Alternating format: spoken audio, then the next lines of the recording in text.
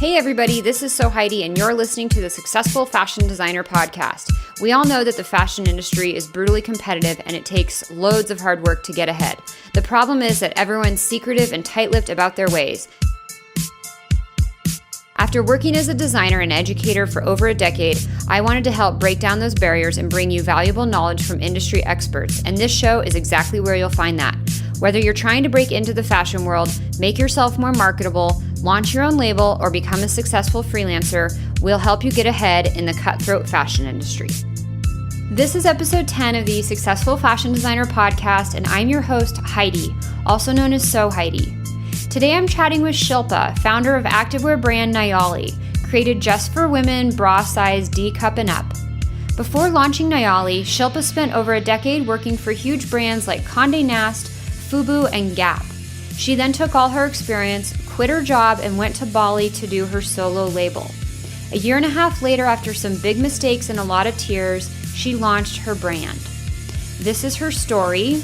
The next day, you give yourself a pep talk of like, okay, don't die on the scooter, find the factory, and like get your business done as usual, you know, and that's what every day was like for 3 months. It was really, really, really tough.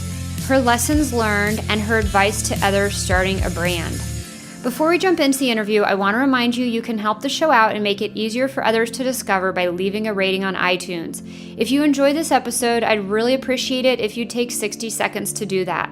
Visit sfdnetwork.com/review to leave your rating, and thanks for your support and help. To access the show notes for today's episode, visit sfdnetwork.com/10. Now on to the interview with Shilpa.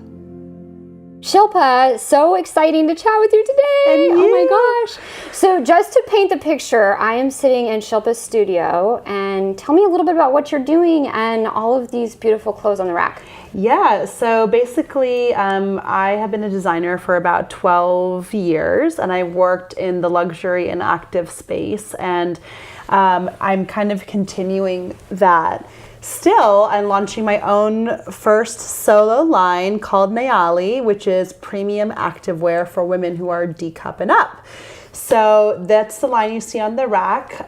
There's about 10 main pieces and then a couple accessories and other things that we're offering for the first launch season. Yeah. Okay, so this is your first collection. Yeah. But you have experience in the industry. Yes, I've been doing this for a really, really long time. Okay. I've worked from everywhere from really small brands where it's like me and 2 other people to huge brands like the Gap, and then most recently I was at 2XU, or they pronounce it 2 times U, but more it's usually known as 2XU, based in Australia, which is partnered with Louis Vuitton. Oh, I didn't know that. Yeah. That's funny. I've always known it as 2 times U. Yeah, 2 times U. I didn't know most people said 2XU. Yeah. So it is 2 times U. You're actually one of the few that say it correctly. Yeah, that say it right. Yeah. Okay, that's interesting. Yeah. Okay, so when did you first kind of dive into your own collection?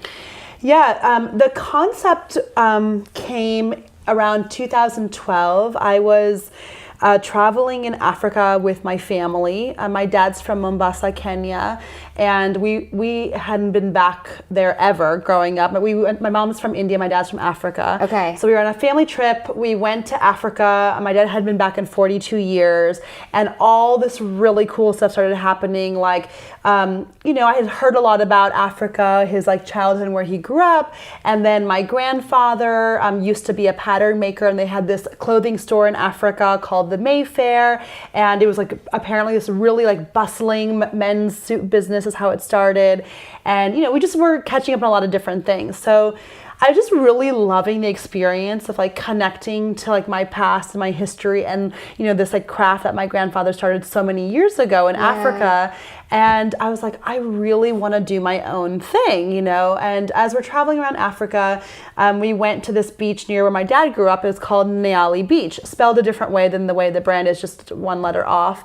And I was like, oh my God, this is my baby name. Like, I'm going to use this name for sure as my baby name. And I started thinking more about like the concept, and I loved the thing I loved about the beach was there's all these women of all different shapes and sizes, and they just really embrace their bodies.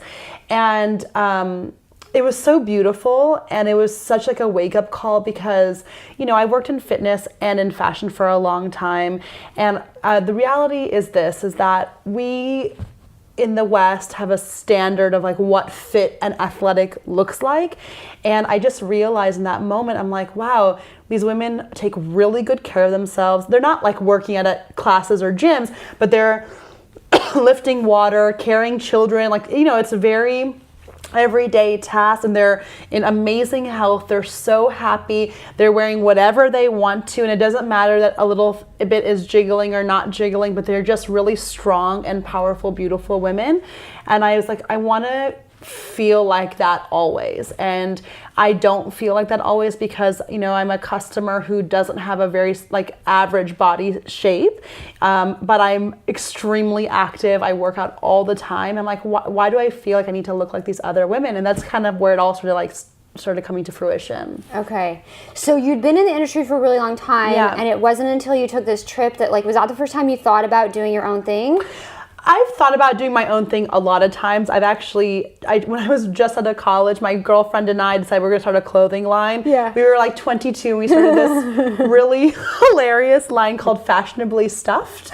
And it was maternity wear. And it was the dumbest line we've ever done. But it was such a good learning experience. Yeah. Like she's a graphic designer. We both went to UCLA together.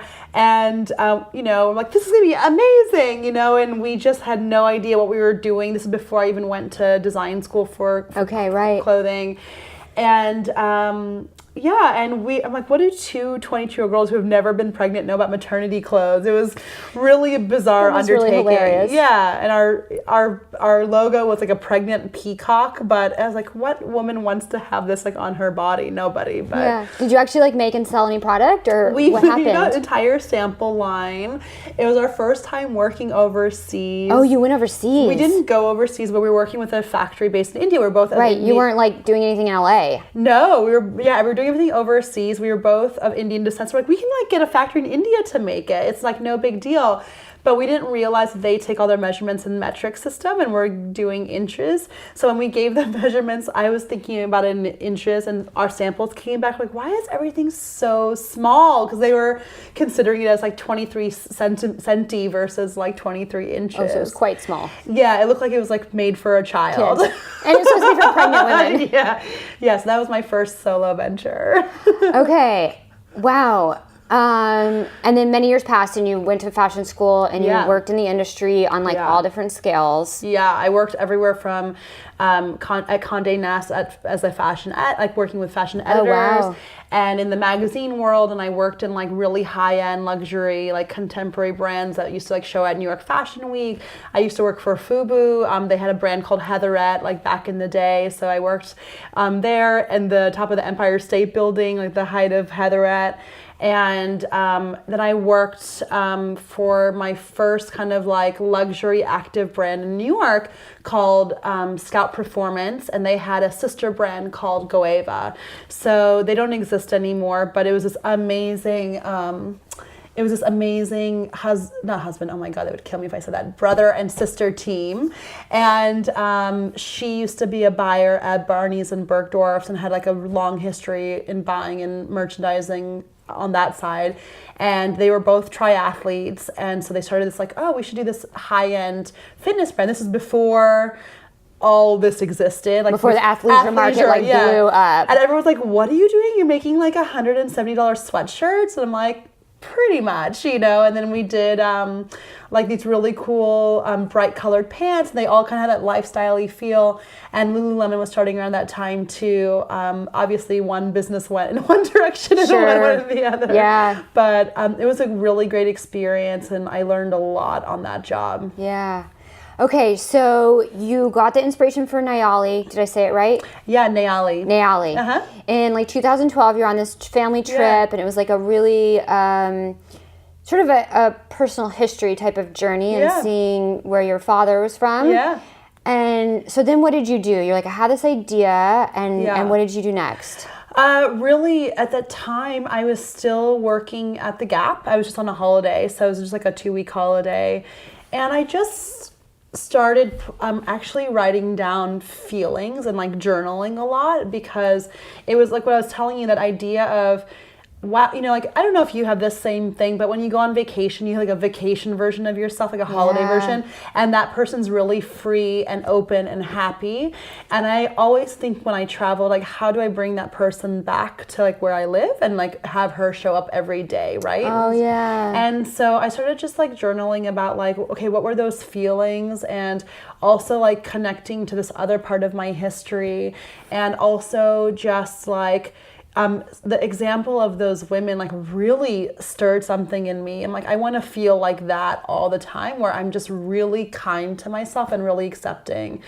And that it kind of started brewing in the back of my head. I didn't really do much about it more than I love that name for something, you know, like I said, I thought it was gonna be a baby name. And then as I'm working at the Gap, we were working on some products, some sports bras, and we were doing a consumer insight on it. And we were interviewing all these women, and it was really interesting to hear that the average bra size in America is a 34 double D. And I was like, that's bizarre, because I've always been I'm a 32G. It's probably weird to say your bra size out loud, but I've, you know, become very comfortable with like my boobs. And I'm a, you know, very active person. I'm probably a size medium body. So like a very average standard American size minus the chest size. And I was always so frustrated that I'm like, nothing ever fits. Like, this really sucks. And then hearing that consumer insight of like, oh, there's like a lot of people like me. I'm like, that's interesting that there's the average bra size is a 34 double D, and all this activewear that I've designed for big and small brands is fit on a B or C cup model. Yeah. I was like, So I just started thinking about that. And then the other thing that kind of happened was we used to, as a perk like of the job, you know, all the samples that come in, we wear test everything to make sure it works. So that was like the really fun day in the office, and they lay all the samples out, and then people like, they have rules, like you just sit at the edge of the room and then you like run in and grab what you can. It's like a madhouse, I bet. It's like being at a sample sale. It's crazy. And everyone's like going nuts. And I was always it was great, because I was like, oh, okay, cool. I'm just going to look through like the mediums and the larges, because no one's really touching those sizes, you know. And I was like, that's so or things wouldn't fit me anyway, so I wouldn't be too worried about it. I'm like, if something fits, great. If not, you know, it's not a big deal. So and I started thinking more about that as well. I was like, that's so weird to design for years product that doesn't speak to me. And I'm working out almost 5 or 6 days a week. I wear 2 or 3 bras to work out. I like legit hear my boobs slapping together, like they're clapping when I'm like running. I'm in a yoga class, and my breasts are out the top side or bottom of my sports bra cropper like tank. And it just started thinking, like, why don't we do something for me, like a customer like me? There's clearly a lot of people in that category. How come no one's reaching that? And that was just a thought process, and that's how it kind of all started, really, at that point. But it sounds like you almost came to a personal frustration that 100%. You're like, I am this designer behind the scenes creating this product that doesn't work for me and a lot of other women out there. Yeah, absolutely. And like, why are we not doing things differently? 100%. So did you try to change things or introduce some new ideas at Gap, or were you like, I'm going to take this and this is going to be my idea? I mean, I think I talked about it at the Gap. You know, it's interesting because like Gap brands, I was actually specifically at Athleta, which is their activewear brand. Yeah. And they do an amazing job of, you know, like you can't be all things for all people, right? And I think that they do an amazing job like reaching the mass. And I think brands like that are really great because they offer really quality product. And because of their size, they can do a lot of different things and like technologies and research that smaller brands just frankly can't afford, you know? So I think we talked about just like having like, I think there's a campaign that I tried to start called like dresses for everybody. I was like designing like athleisure dresses at that time too, in addition to some other categories. And so it was in that capacity, but we, you know, they did some like D-cup swim and they did like a few things, but It wasn't like every single thing was focused on that. Like, they might have made a size and a bigger size, but it wasn't a focus. And I think D or double D was the largest size they went to at the time. Yeah. Okay, so you saw a problem in the market, a problem that you were personally experiencing, and that you also, clearly from this survey, you're like, well, there's a lot of other women out there that are not this average BC that maybe everybody thinks that they are.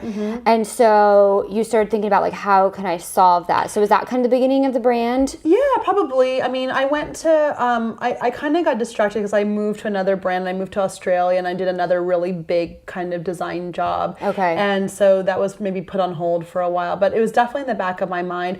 And to be honest, the beginning of it wasn't even from active. It was from like lifestyle clothing, because I would want to wear like low back. I would want to wear the sheer tank top, like sheer tee trends. I want to wear like the low scoop side trends.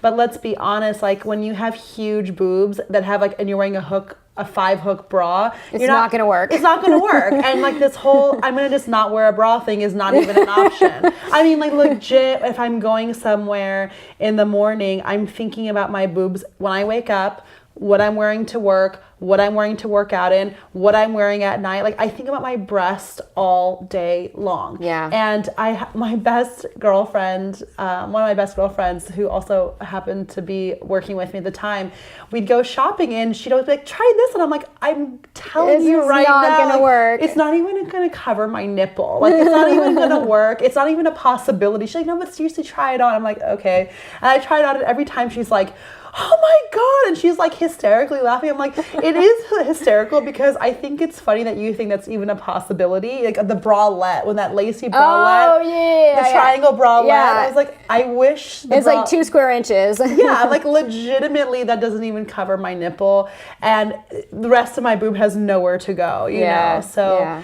I started more concepting lifestyle. Like I want to wear cute tops on dates. I want to wear like dresses with a low back. I want to wear swimwear that's really cute. Yeah. How can I like design those clothes and either figure out a built-in bra solution or be able to always wear my own bra? Like, can it be low in the back but still high enough where I can wear a bra underneath it? Can it be skimpy enough where you can still hide like you have to have a bra on? That's not even an option. Sure. So that's how it kind of started. Okay, so when did you actually start like concepting and like putting things into action? Yeah, so... And how did you go about all that? Yeah, I first, I was living in Australia still. I had just left my job at 2XU, and I was still in Australia, and then like literally as I was kind of coming to an end, I'm like, I should action on this idea. I'm like, I've been wanting to do it for so long. I think about it all the time. So my first steps were just putting together like the concept, and I'm like, okay, it's going to be D cup and up only. Like at first I was trying to do a whole bunch of different things. I'm like, no, let's take out the noise, and we can't be all things for everybody. And I'm a small brand. So I got to focus on what is missing, because there's plenty of other options for other people, right? Yeah. And so I'm like, D cup and up only. And it started off as like a lifestyle brand, and I started concepting like I want like the same thing I was telling you, like dresses and tops and like everything like a whole wardrobe of D cup and up friendly clothing. And it was like silks and chiffons and leather and like all this stuff. And I started sketching everything out. I legitimately packed up my whole apartment, put it into boxes. Or maybe I Airbnb'd my place. I can't remember now. It's been a while, but I Airbnb'd my place.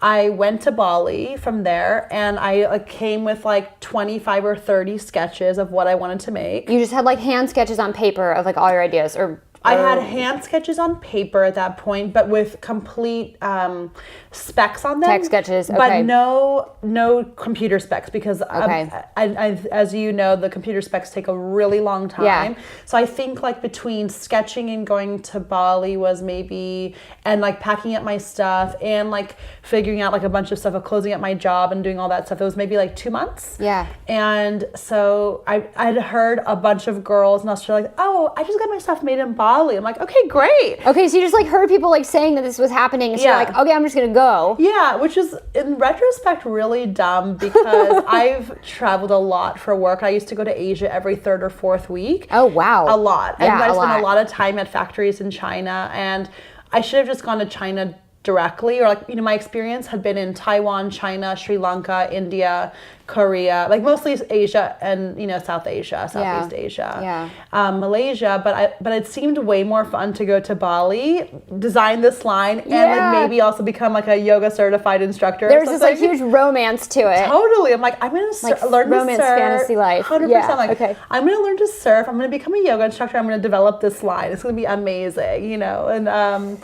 Yeah, none of that happened. Okay, so what happened? You showed up with like your 25 sketches and some specs, and then what? Yeah, so I showed up with all of that, and the first maybe week I kind of was in Ubud, and this is where I'd gone before, like on a family holiday, so I knew that place. Yeah. And I just finished out like writing the concepts, and I started talking. I was like on conference calls, Skype calls with people back home, talking like, okay, if I want to do a line, like what should the inventory look like? What are best sellers? I was talking to like old contacts that I have of, just like mentors in the industry that I've worked with for a long time. Like, I'm thinking of doing this line. What should that look like? Can you help me build a line plan? And just making sure that the business aspect of that was really sorted out. And you're like utilizing your network and your resources. 100%. Like, I have access to all these people I know, so like let me run everything by them. Exactly. Yeah. So, I had friends kind of telling me, okay, I would, just what to look like if you're buying, let's say, for example, 1,000 units,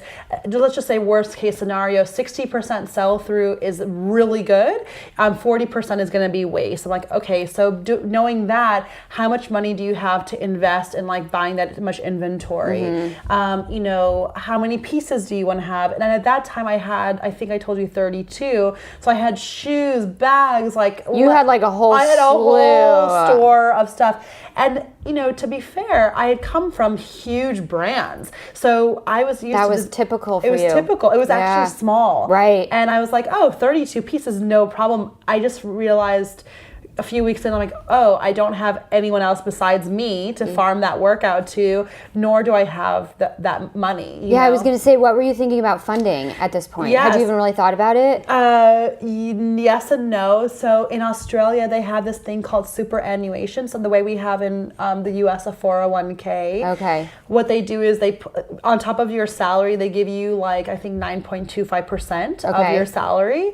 And so I had been saving, like hardcore saving in Australia, and because I was also traveling a lot for work, I was like saving as much as possible, like while I was traveling. And so all that savings was going to be like kind of my seed money for this. Yeah. And the other money was like just from like the Gap and bonus checks. I would never spend them. I would just keep saving. So you're just like been really smart with your own finances and kind of kept this little nest egg building. Yeah. I tried to live. I mean, my expenses were, San Francisco's an expensive city. Melbourne's really expensive as well. So like my living expenses stuff are always kind of the same, but I tried not to, even though I could probably afford it like a nicer place or a big, like a house or whatever, I just kept it really minimal and, and just, do fun stuff. Sure. But my fun stuff was like travel and food. I wouldn't like shop a ton or buy a bunch of stuff. I could just like keep saving all that. Yeah. And that was the seed money. So I went over, and that's how it all started. Got my kind of background together because I hadn't done any of that, like the business analytics side of it,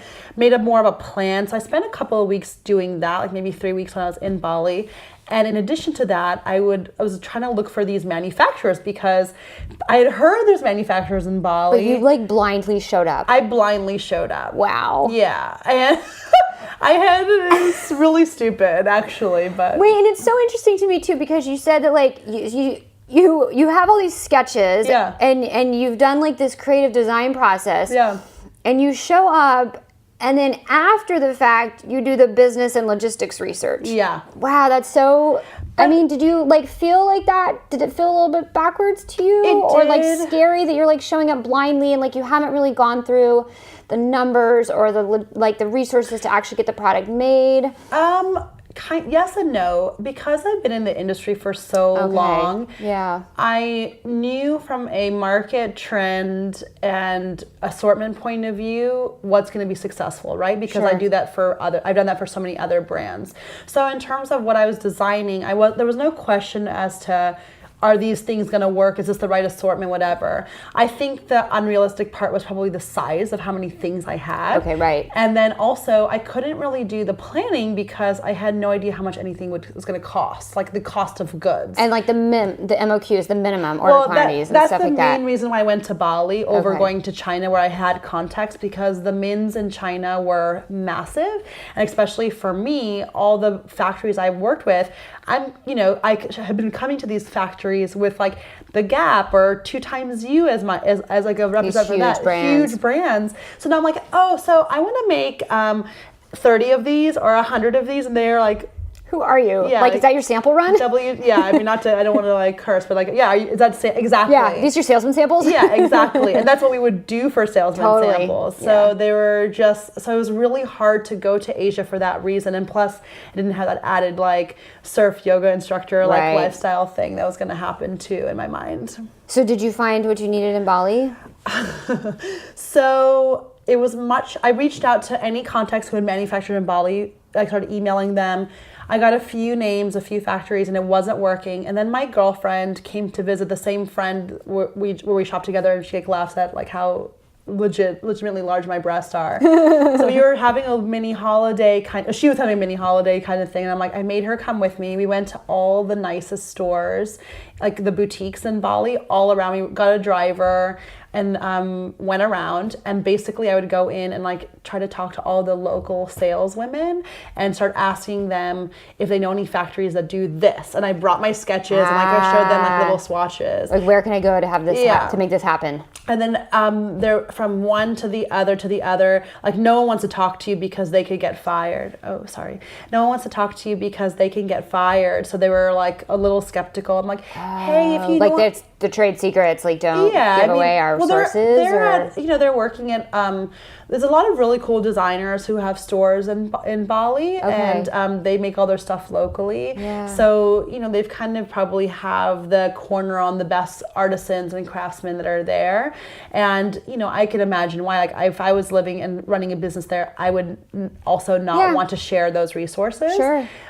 So kind of broke through, and then I met a few people who were like, I know somebody who knows somebody. So this one woman came and picked me up with her son and her husband, who was a driver. Okay. And I said, okay, great. I'll pay. How about I hire your husband as the driver, and then you guys can show me around. So she got a few like pretty shitty factories, but we went through Denpasar, which is the main city center. So imagine like a really disorganized city center, like downtown area. And there's major streets that are massive where they have like, rickshaws and scooters and cars and people walking and animals and like all kinds of stuff happening. And then off those are these like little alleyways that are dirt with no signage, no nothing. Like you would never get there on your own. You would never, ever, ever get there on your own.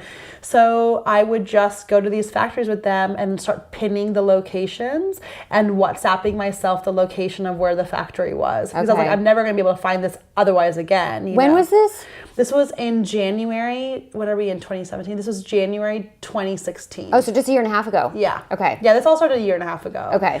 So that's how it started. And then from there, I met like this other woman who has been working there for a long time, and she's helped a lot of brands. And she was, it kind of was like via, like meeting other people. And then she took me around for a day and she showed me where like the bead store was and the fabric store was, and like where a lot of designers come and get their stuff. So I start now getting on the right track of at least what are the resources that are here. Yeah. And then I'm realizing quite quickly is that that everything in Bali is imported. They don't make anything there. So all the beads, all the trims, all the fabric come from China or India. Like they're doing the cut and sew, but they're not actually manufacturing any of the raw materials. All the raw materials are come from other places. The most quote unquote local fabric they have comes from Java, from Indonesia, but it's still coming on a boat or a plane. So on the island itself,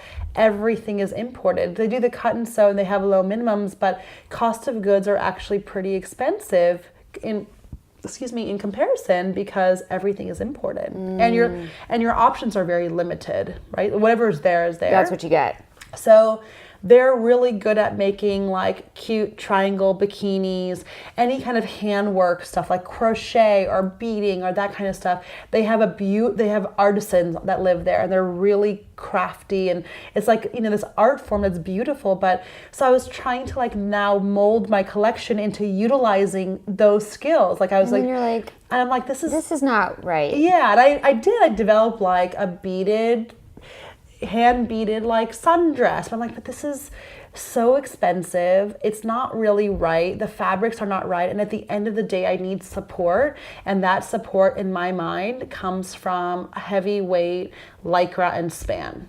And I'm like, I just need to work with the materials that I know, and then the silks and the leathers and the really fine knits, fine gauge knits.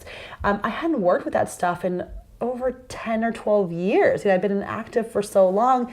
So I'm kind of like running an uphill battle. Like I'm working with things that I don't know as well, in a place I don't know as well.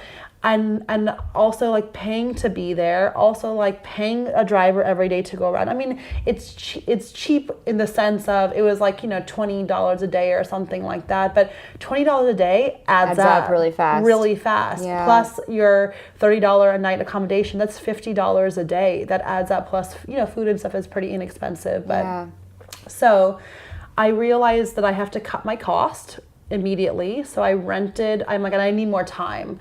So I moved out of Ubud. It was too far to the city. I rented a room in someone's house because I'm like, I'm going to stay for the month. And in the middle of all this, I had a few kind of scary incidences where I got accosted on my like scooter, and I got accosted like just out because I was a woman traveling by myself, and which is unfortunate, which just really scared me. So I'm like, I need to stay with other people. I can't stay by myself, you know. And I learned how to ride a scooter so I can hopefully take myself around versus hiring a driver. Yeah. So I went on a date with this guy. He taught me like in an hour how to like operate the scooter. And I practiced on my own for a few days. And then like the next day, I'm like, okay, I'm riding the scooter. Yeah. So I put in my Google Maps with like the pins I had dropped before, and I went back to all those factories on my scooter into the city in like heavy traffic, screaming in my helmet like, please don't die, and like showed up to the factories again trying to get more information. That's how it all started. Okay, so then what happened? Did you wind up doing anything in Bali? Yes, so I developed an entire line. I went through first, second, third protos, went to the factories every single day, followed them every single day. Okay. Worked backwards and created the tech packs and the technical flats and CAD. So while I was waiting for them to provide my samples, I was putting everything into digital, everything out. Yeah. And that way I figured I can just, and then I would go with, I said, I want to work with you guys. Like, you don't need to deliver. It is a cultural understanding too, right? I had worked in Asia, but in other parts of Asia, which is not Bali, the way they work is really different.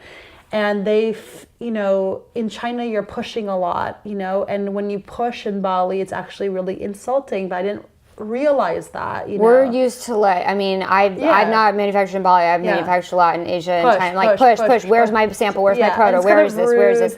Yeah, and I don't know. I started to feel like that annoying person client, and I'm like... And I also think that the way you communicate a lot of times in China is really direct, because flowery words is confusing when English is your second language.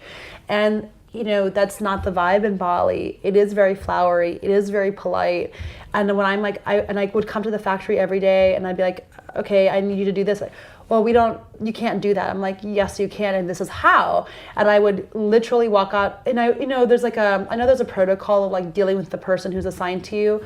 Luckily, the factory that I finally ended up with, the person who was like handling my account, she was lovely and she was amazing.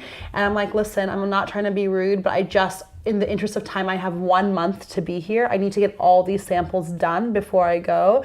And this whole story is happening over 1 month? Oh, yeah. Oh, wow. It's really fast. It's really fast. Oh, wow. And so I'm going, pushing. There's no surfing. There's no, you know, you don't get that like vacation that you had pictured in your head. No, I wake up in the morning. I usually worked out, and then I would eat something, and then go work all day. Okay. And yeah, and so that's kind of how it happened. And then I realized the 1 month is not going to be enough, because no matter how much you push, it's really beautiful. Indonesians, especially in Bali, are not motivated by money. They're motivated. They're just like do their thing, right? So in a way, it's amazing in terms of a lifestyle. Like if you're pushing and being like, this is what the order is going to be, they don't really care. Like they're going to do it at their own pace. So nothing was ready after the month. So then I extended another month, and then another month. So I was there in a total of from basically January until the end of March, so 3 months total. And still same thing, pushing every single day, finding other sources, showing up every second or third day. Where's my stuff? How does it look? What's the status? Where are we with that? Yeah. I'd take it out to the floor if it's not correct. And they're also developing stuff that they've never seen before. One, they're developing D-cup and up, swim and active. They've never seen boobs and shapes that big, so their pattern makers are really confused. Like it doesn't look in proportion, because they think if it's bigger bust, it's bigger on the whole body, and the patterns got messed up. So I'm like, no, you have to keep the patterns to this proportion, but make the cup sizes this big. So that's confusing. Right. The second thing was the stitching and technology. Like I've worked at factories that have every machine known to man. They've got a single stitch, maybe a zigzag stitch, maybe a marrow. You know, the machinery is very limited. Yeah. So there's no bonded seaming. There's no like even the stuff that I needed, like boning, wire cups, like, you know, the wires for the bra cups that are bigger than a D size, that doesn't come from Bali. That has to be ordered from China. I also, in the middle of that, realized that so all the trims, whatever's there, you have options for, but I need really thick, wide trims to support a 1 inch, 3/4 inch, or 5/8 inch wide strap. They're making straps for a triangle top for a woman who's A cup, who doesn't, the straps are decorative, you know, they don't actually support anything. I'm like, no, it has to be like elastic that can hold like 4 pounds.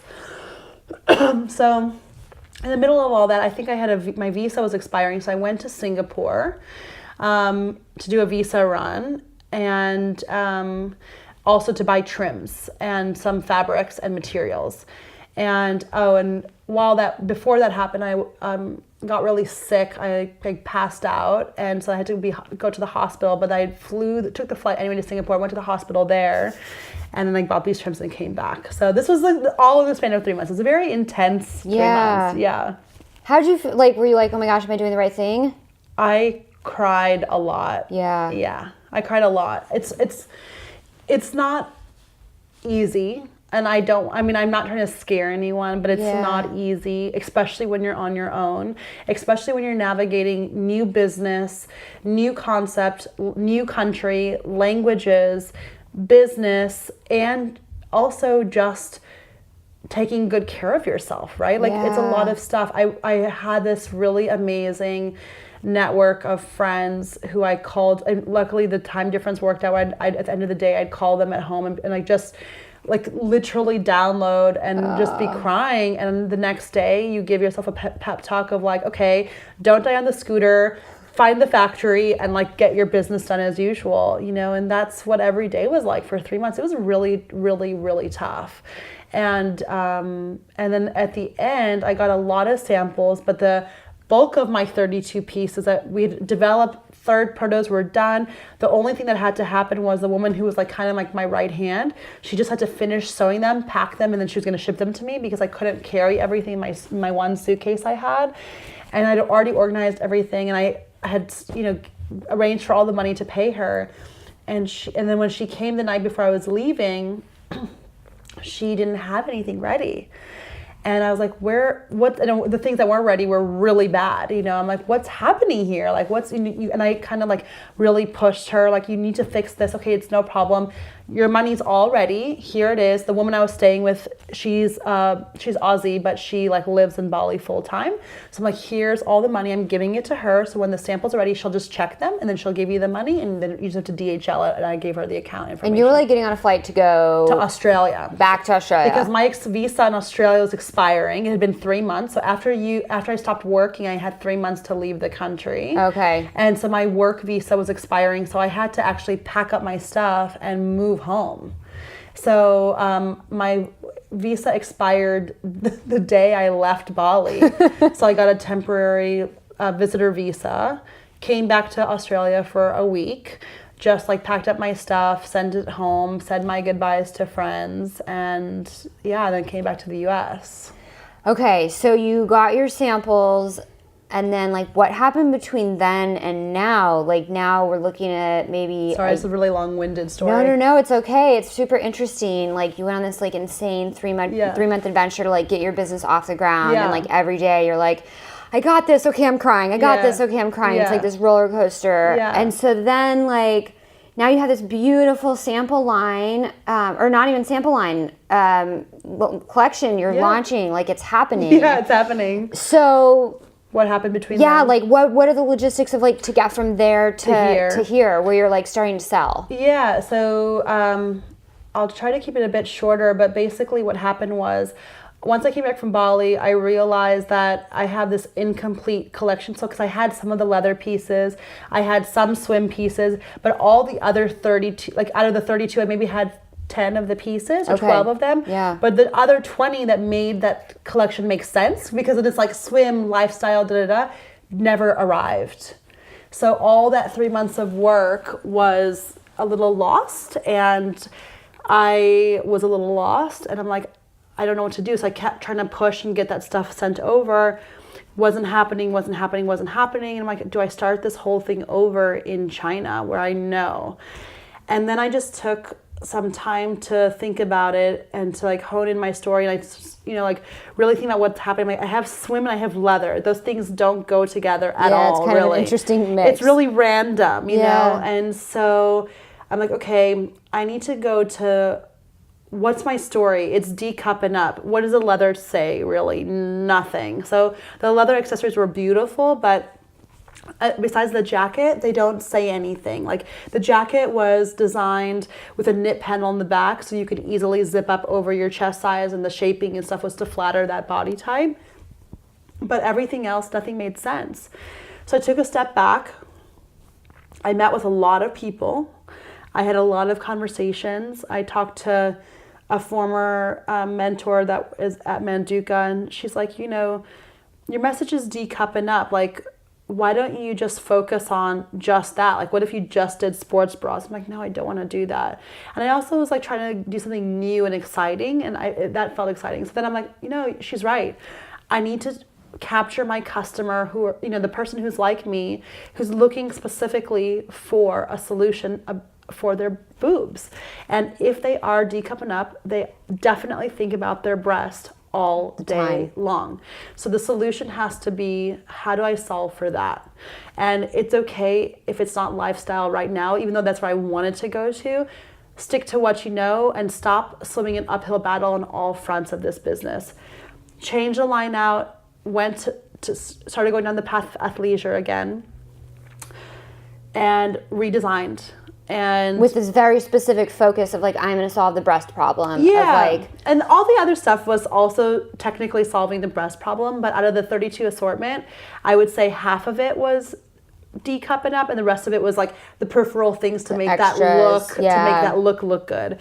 I'm like, I'm not having a store. I'm doing only e-commerce. I'm not doing wholesale because I don't have time I don't have the energy to go out and sell to people for this first season. I need to talk directly to my consumer, and that has to be very clear messaging. So that's where that kind of like come to Jesus moment happened. Like, let's cut out the noise and get really specific as to what needs to happen here. Yeah. So I resketched. I spent some time doing that, and it was really hard to let go of all that work, time and money, and the amount of stress and literally blood, sweat, and tears that went into it. It was really hard to let go. But I think at some point you have to cut your losses and just think from a fresh mind, you know? And do you think that there's something to be said for like, there's this great quote, and I probably overuse it. That's okay. But it's, actually it doesn't really relate to what you're saying. It's, if you're not embarrassed with the first version of your project, then you launch too late. So I don't want, that's actually doesn't relate to what you're saying, but it's more like, sometimes you have to do it wrong the first couple times to get it right. Like you said, when you first got out of college, you and your friend launched this maternity brand. Yeah. And like, believe me, I've had a lot of really random entrepreneurial ventures and like random startup things and stuff I've tried to sell over the years. And it's like, if you didn't do all those things, that's what kind of builds up, and you learn your lessons each time, and you do it a little bit better each time, and that's what builds up into this final thing that you're like, you keep getting better every time. Yeah. So if you don't have all those along the way, like how, you can't expect to do it perfect the first time. I think what bothered me the most is that, you know, during the maternity stuff, it felt like I didn't know anything, so I could accept the defeat because, you know, like I was just out of college. I think what bothered me is that I've successfully built brands for huge brands, like multi-million-dollar businesses, and from a design and managing a lot of the production, a lot of the back end, a lot of the business of that. You know, so it's not that, I think it's like, why did I not know better? Like where did I go wrong? I've done this for other people 100 times over 10 years or however long. Yeah. Yeah, and I think and that's what was really hard to let go of, is like the ego of like, I know better, and I got distracted because I was dreaming huge and wasn't taking into account what the actual resources, both time and money, were. And that's the other thing, right? It's like when you have a big vision, that's awesome. So you either need one of two things. You need people to help you execute that vision, or you need money in order to hire people to execute that vision, right? So I was by myself. I didn't have a business partner, and things that, you know, the production stuff was fine, but there's also all these other things that no one talks about, which is like setting up DHL, business bank accounts, getting a business tax ID number, registering, incorporating, all the paperwork that goes on with that. All the paperwork and accounting and all that slew of stuff is a mess. It's a mess. And for someone who hates Excel and doesn't use it every day, it might take somebody who's versed in that 5, 10, 15 minutes. It took me hours. Yeah. And, you know, it just took so long, and there's only one of you. So, you know, you have to let go somewhere, and it's hard to let go on the design because that's your baby.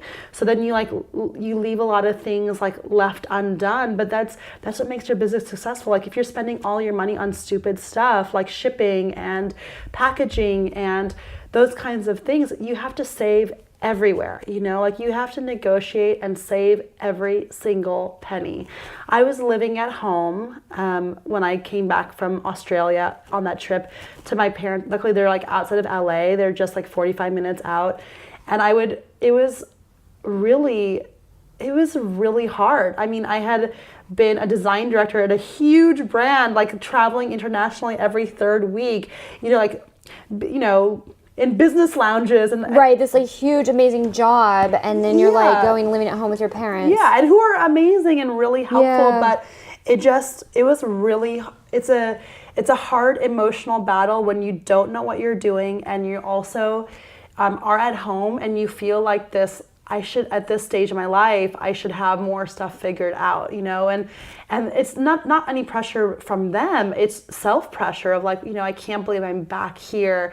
I left when I went to college. I was 18, and they're always like, they love having me home. They would like love if I lived at home, but it was like, well, how did I end up back here? You know, and it was like a really big blow to the ego. So then I spent those months from April, for the next few months, like living at home, taking meetings, going to like all this random stuff, like trying to just like get my head back around what I'm doing.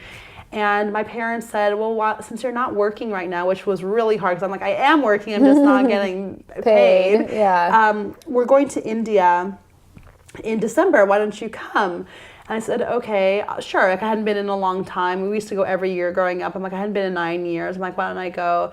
I'm like, you know what? Why And don't... your mom's from India. Sorry to interrupt. Yes, yes. My mom is from India, so they live there part of the year. So they like live there. They're both retired, and my mom used to be a dentist, so she volunteers at like the local hospital there and stuff. And they live there a few months out of the year. I'm like, okay, that sounds good. I'm like, maybe I can also, while I'm doing that, like think about manufacturing in India, where I speak the language.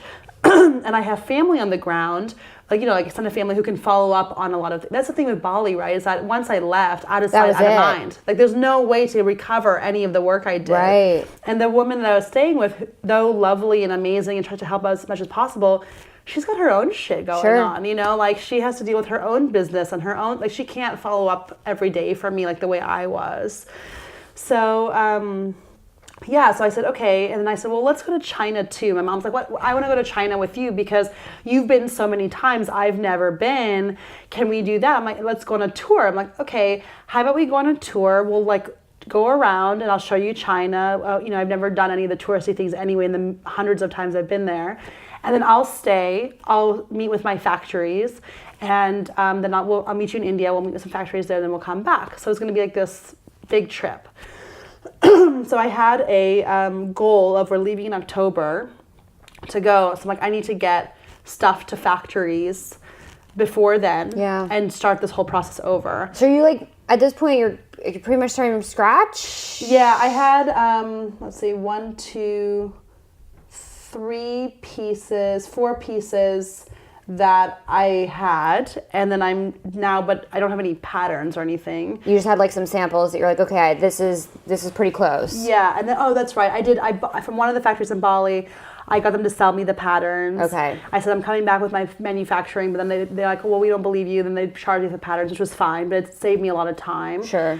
And I took the patterns, sent them to China to the I got a bunch of costing from Chinese factories.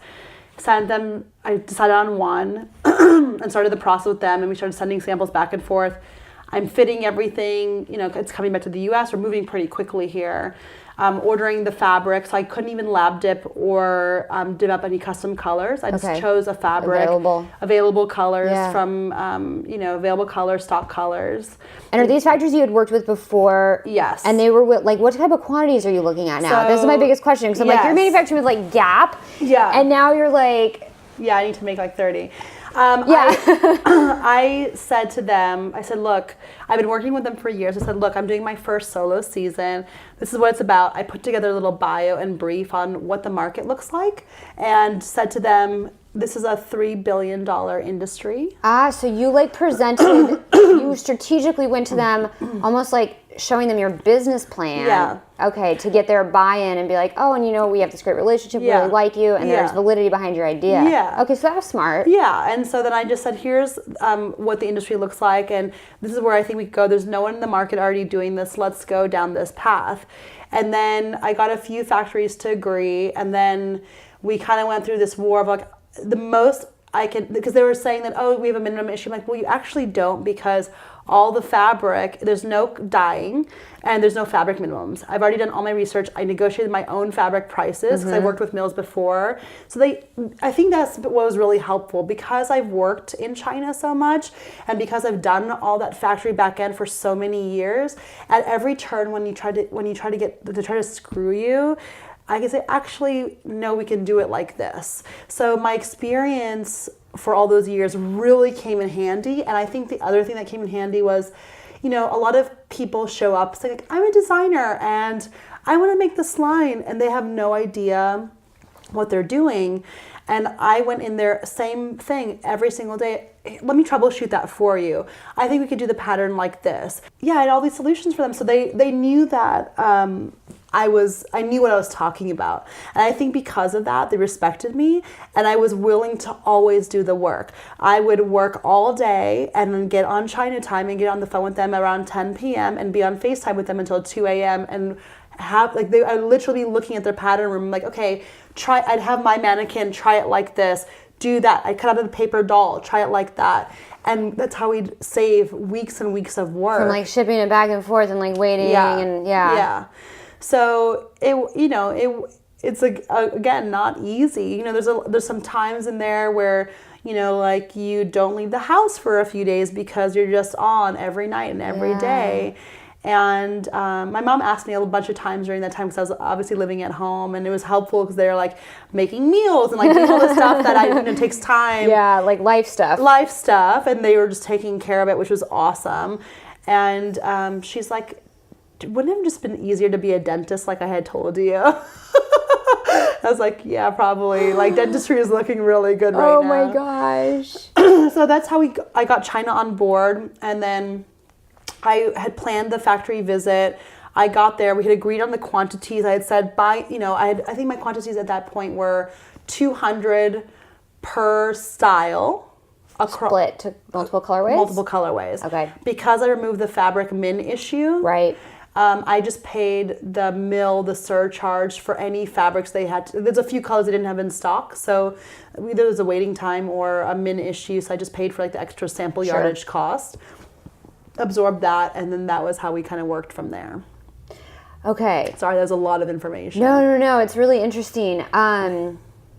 So you got through your production, you negotiated the stuff with China. Obviously, your whole industry experience played a huge role in that. And so now you have your collection. You just have samples now, or you have At this point, I production? just had seen a few samples, first protos, and I was going to China to see the second protos. Okay. So this was now already October. Okay. So the idea was we'll see the second protos while I'm in China, correct them at the factory, and then see the third protos while I'm still there. I'll just stay there. I didn't have a ticket from China to India yet. I had only had a ticket. I had a return ticket from India, and I had a ticket to China, but I didn't have that connection. So I was like, I'll just stay in China as long as I need to for a week or two. That turned into about 2 months because my factory dropped me after making my third protos. Under what premise? That we will only make this if you double your quantities. They had gotten a very large order, and it was before Chinese New Year, and they didn't want to make it. Did you have anything in writing, or like? My original agreement and like the PO, but whatever, it doesn't mean anything. Doesn't mean anything. They're like, either you can pay surcharges. I said, okay, I can pay surcharges like 1.5 times of what our agreed cost was. They wanted me to pay for samples, just for production. You were going to pay 1.5 times. I at that point I had invested too much time to let it go. And I had negotiated the prices pretty well. So I was like, okay, even with that, I worked out my margins. I was like, it's still okay. And so then they're like, okay, you have to pay your surcharges 1.5 times, but you also have to order double the quantity. I'm like, I can't do that. That was the part that killed me. I'm like, I can't order that quantity. Like, I don't want all that inventory because if it does, it's so much liability. It's so much money and liability. Oh, it like breaks your heart, because I've gotten emails from people before who are like, I ran into this situation, my factory's not delivering, they said they were going to deliver on this date, and I'm getting pushed to the bottom of the barrel and put on the back burner. And like at the end of the day, there's not much you can do. There's not. And that's the interesting thing, right, about these relationships. And it's different based on different countries, but at the end of the day, people want to see that the relationship, it's financial mostly. Like, I think I only even got in those factories because of the personal relationships. Okay. But at the end of the day, it comes down to money. And so my options were wait until after Chinese New Year, and I was really pushing hard for pre-Chinese New Year. So then at that point, I left mainland China, went to Hong Kong. I was staying with a friend because Hong Kong was really expensive. I was at the hotel for like a few days with my parents, and then they left to go to India, and I was like staying with my friend. She like really saved me because it would have been thousands of dollars to like rent a place in Hong Kong. And she hooked me up with a factory that she was using for a small production run of something that she was doing for her brand. And they said that they do some minimum order. So I started working with them. But I was really afraid of putting all my production now with one factory. Yeah. And so I split it up. I have an advisor, a friend who works at a brand in Australia, and he's been doing this on the production side. So I called him, Actually, he's not even a really good friend at that point. I met him when I left in those 10 days between Bali and Australia, between Bali and the US and Australia. I met him then. We had been doing business over email for years, but I never actually met him. He ended up becoming invaluable because he's like, call my factory in Indonesia. They can hook you up. They do swim. They do large cup swim. So basically, long story short, the next like month was bouncing between all these different factories, doing now in Hong Kong, dealing with this new China factory, going across the border every third day, like taking the metro to the train to the bus, getting to that factory 3 hours each way. And then the other half of my production's in Indonesia. And I realized that it's, again, too messy to manage 2 different countries. I move everything back to all one factory and just hope for the best, And they said they're going to deliver before pre-Chinese New Year. They did not. Even after Chinese New Year, they did not. All my production is actually now coming now, so it was supposed to be delivered in Feb. It's now going to be basically end of May.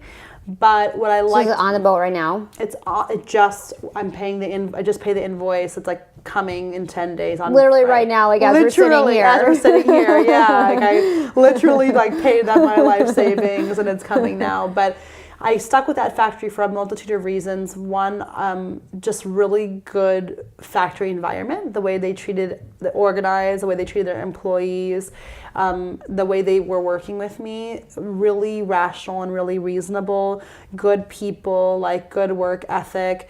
The deliveries aren't on time, and I think there's a few things were my mistakes, and and a lot of things were their mistakes, but it is what it is at this point. And because I have the flexibility to be a little bit more flexible because it's direct to consumer, I just wanted to get my product here, and there has to be a start somewhere, and that's where we are at now. So. Okay, well, cheers to like getting your product on the boat. It's like literally in transit. It's gonna be here. There was a lot of hurdles to get there, but you like really trudged forward through the whole thing.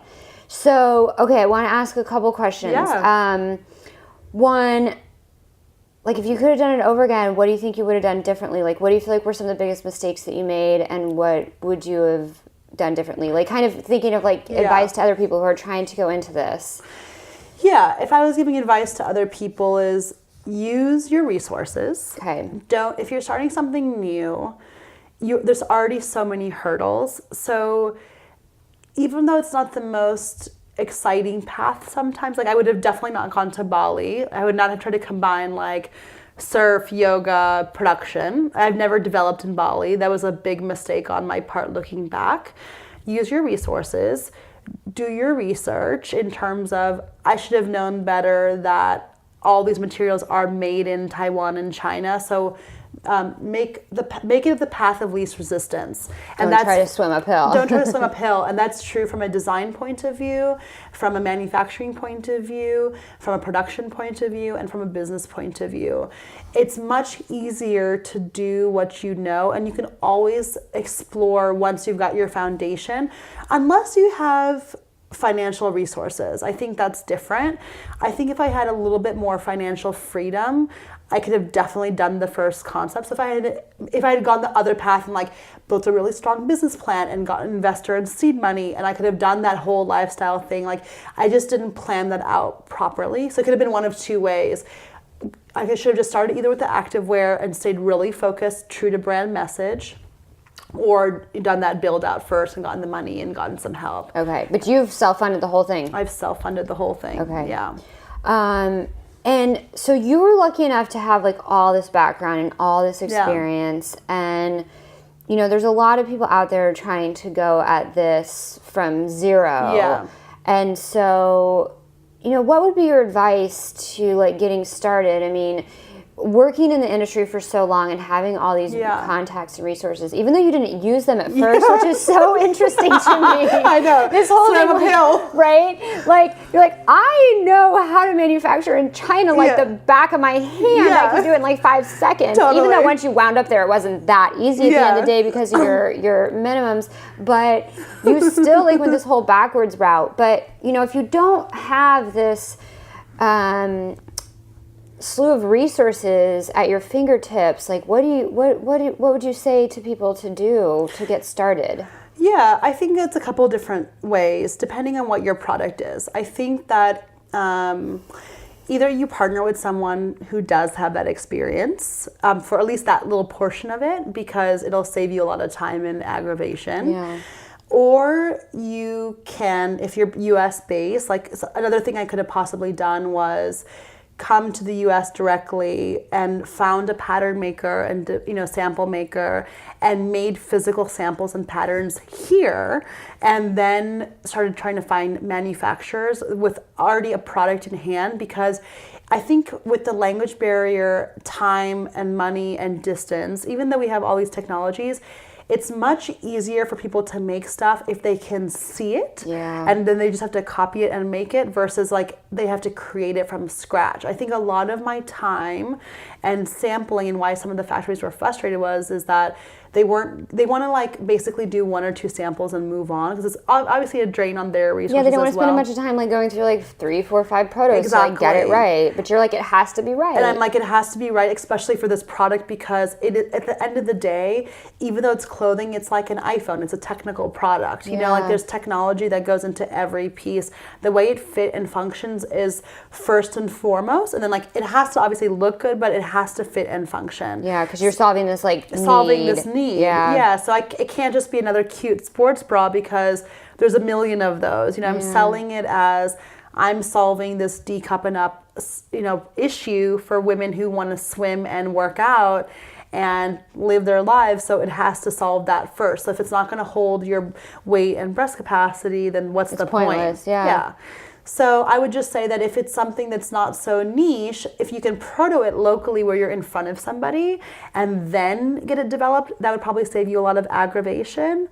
And and then just network like crazy. I mean, I must say that people who I would have never imagined helping me have been so valuable. Like, amazing. Like I told you, the guy who I met for coffee one day when I was in Australia for like it was like the day before I flew back to the US, we met for a coffee, and I would call him from China, hey, the factory is saying that they're gonna do this, what do I do? And he's like, well, you tell them this. I'm like, I would have, not only having a sounding board, but even knowing how to negotiate those things, how to negotiate terms.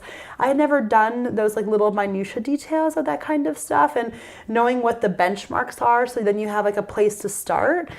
I think information and knowledge is key, because otherwise you just end up agreeing to whatever, and which is fine too, but generally that tends to be a financial loss, and then you only get so far, right? And or you just take another job, or whatever it may be. So, okay. And then the last question is, what's your plan now? So you have all this product coming in. Yeah, and you're doing direct to consumer. You have a website. Yeah, so the website's being built right now. Okay. I took on a partner, like a business ops person a few weeks ago, who's amazing. Awesome. I love him. Has worked in the industry for a long time, both on the with his own store in Australia, but then like on the finance and like back end side as well.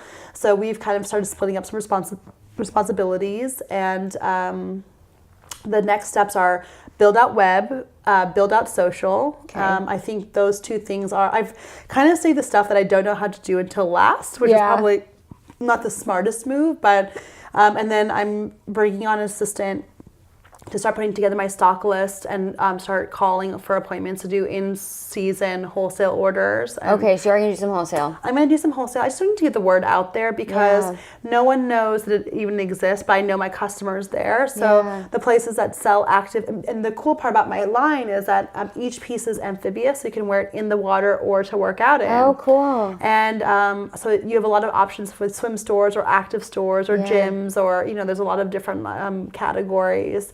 And so just really putting together that list, getting the word out, putting together collaborations.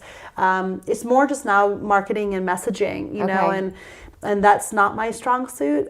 So it's learning those processes and getting really good at it really quick. Yeah. And bringing some other people on board to help you and networking and resourcing and... Yeah. I mean, a lot of stuff has been done on super budgets like this, there's the photo shoots and the this and the that, and all that stuff is necessary evils at the end of the day, because we live in a really visual world. So you have to let people understand what it is that you do in a beautiful way. Yeah.